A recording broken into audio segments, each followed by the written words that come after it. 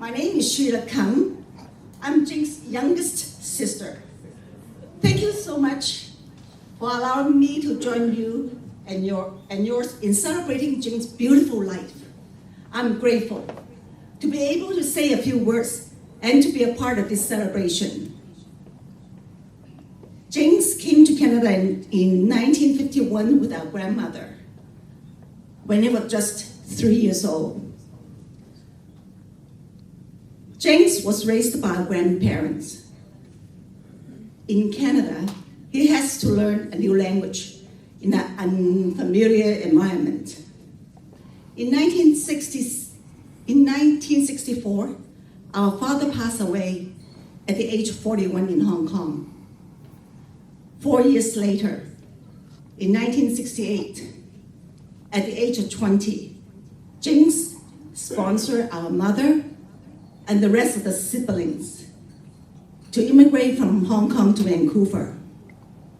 We arrived in Vancouver on March 26, 1968, a date that I fondly remember. It was the first time I met Jinx.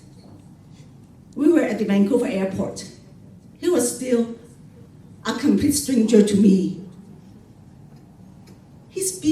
He spoke very little Chinese in Taishan dialect, Taishan and I didn't understand a word what he said.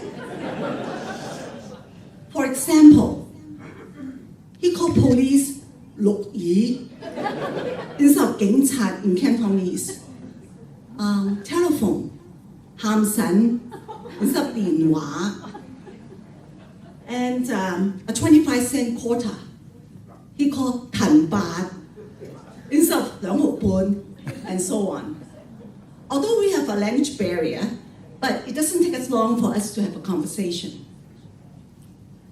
Jinx registered us in the new Canadian class right after the Easter holiday, just a few weeks after we had landed. We lived on 336 East Hastings Street, but the school was in Kitsilano, in the West End. Jinx took us on a public bus to get to the school. We have to transfer at least 2 to 3 times before we arrive. It was a long commute, but it showed me Jinx really care and love us, as we only had met a short time ago. One of Jinx's favorite hobbies was bowling. He loved to bowl, and he was in the bowling league. There were a few times that he'd take me with him to the bowling alley and introduce me to his friends. He must have wanted to show off his new and pretty younger sister.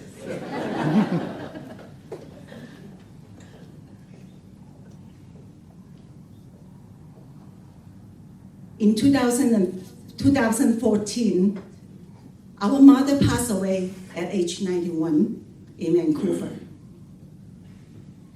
3 years later, in 2017, our younger brother, Terry, suddenly passed away.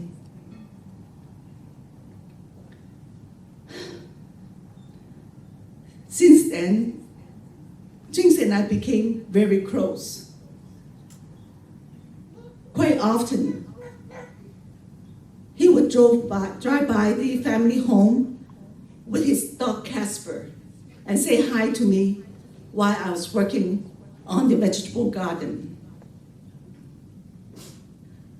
When I was down, he was the first to give me support and encouragement.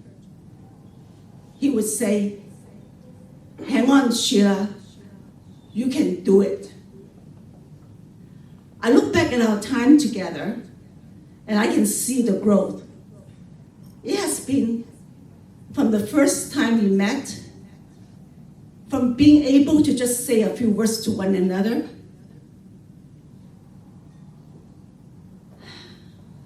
to actually understanding each other.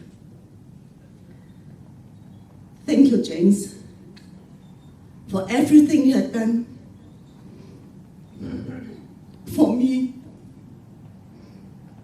and our family. I will miss you